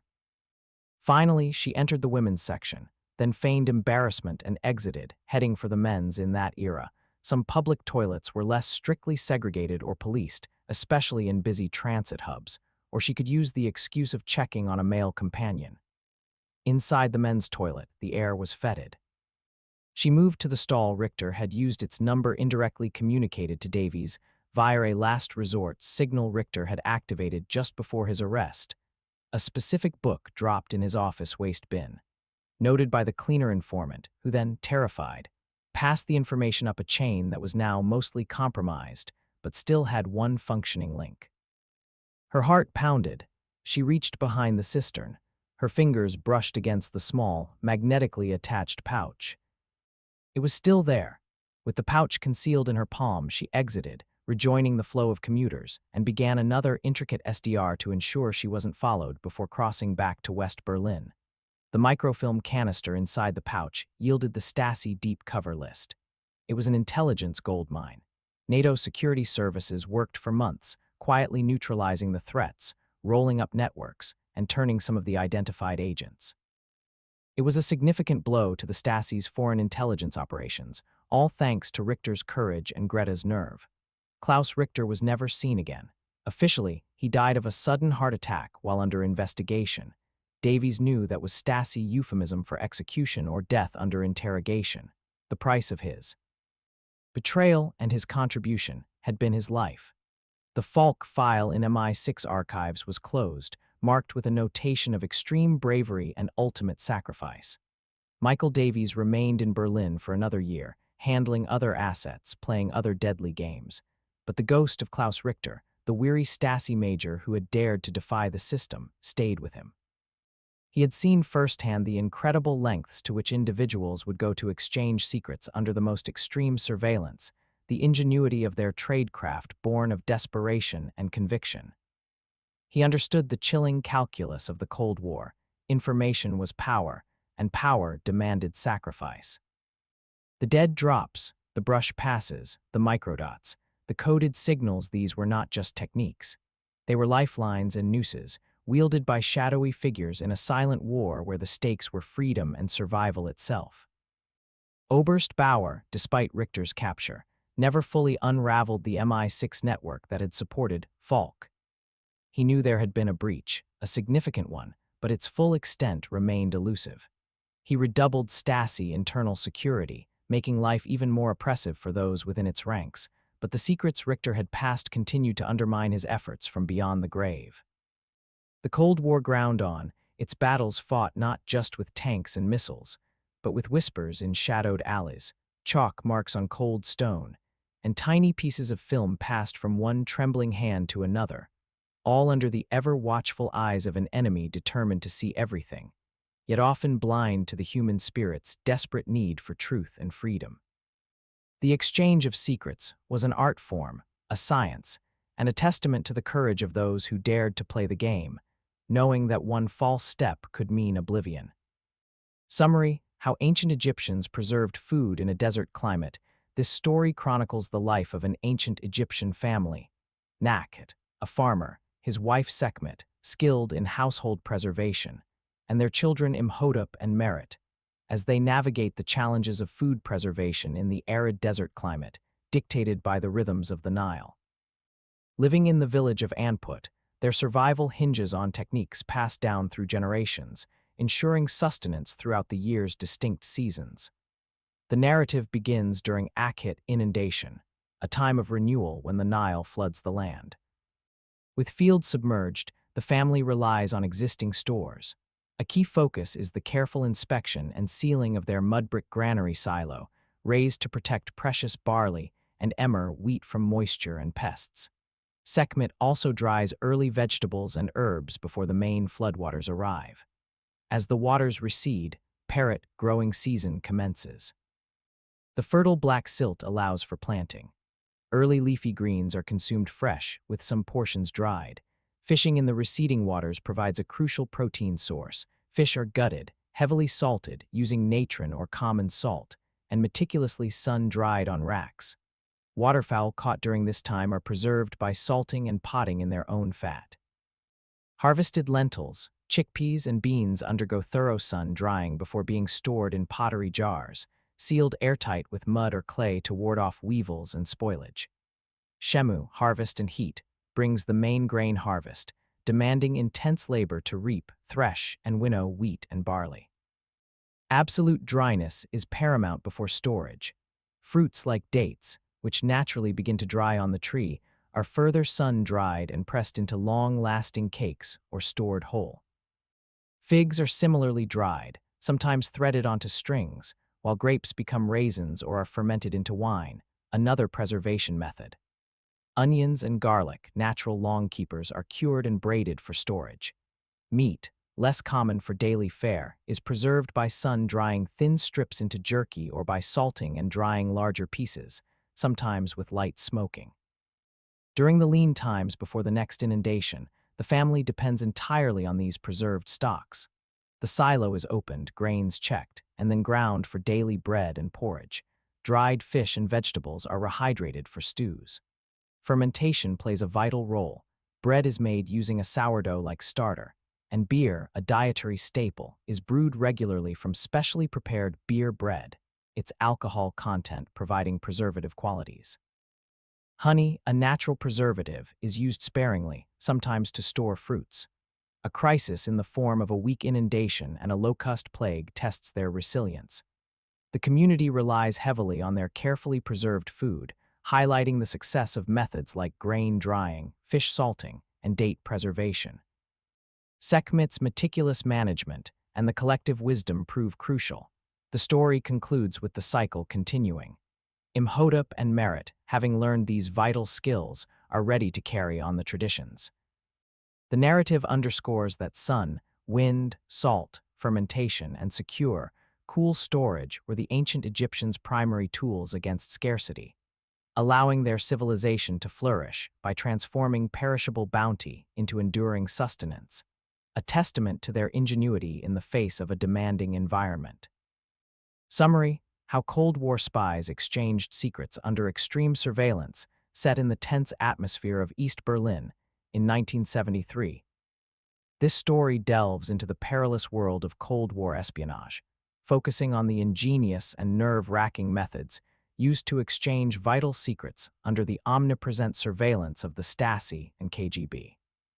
The narrative centers on Victor Klaus Richter, a disillusioned Stasi major who decides to pass critical intelligence to the West, and Alexei Michael Davies, an MI6 officer operating under diplomatic cover in West Berlin, tasked with handling this high-value asset. Their communication is a deadly game of cat and mouse, pursued by the relentless Stasi counterintelligence officer, Oberst Bauer. The initial contact is made through a long dormant, incredibly subtle signal involving a specific journal left in a bookshop. Establishing trust is a painstaking process. Alexei verifies Victor's authenticity through coded messages in classified ads and public telephone recordings, their meanings veiled in innocuous content or specific timings. Victor, in turn, passes a minor but verifiable piece of intelligence. Via a dead drop, a tiny package hidden in a loose brick, retrieved by one of Alexei's Swallow operatives after an extensive surveillance detection route, SDR. Signals confirming drop status involve ephemeral actions like Victor wearing a specific tie pin or Alexei's team altering a shop window display visible to Victor. The story details various tools of tradecraft. Dead drops are meticulously planned, using locations like hollow fence posts, magnetic containers under park benches, or hollowed-out bolts. SDRs, involving hours of doubling back, changing transport, and using reflections to spot tails, are crucial before any clandestine action. Victor prepares intelligence using concealment techniques. Microphotography reduces documents to tiny dots hidden in punctuation on seemingly innocent letters, or information is condensed onto rice paper hidden in everyday objects. Coded communication relies on steganography, e.g., specific word patterns in letters indicating hidden messages, and one-time pads for deciphering number station radio broadcasts.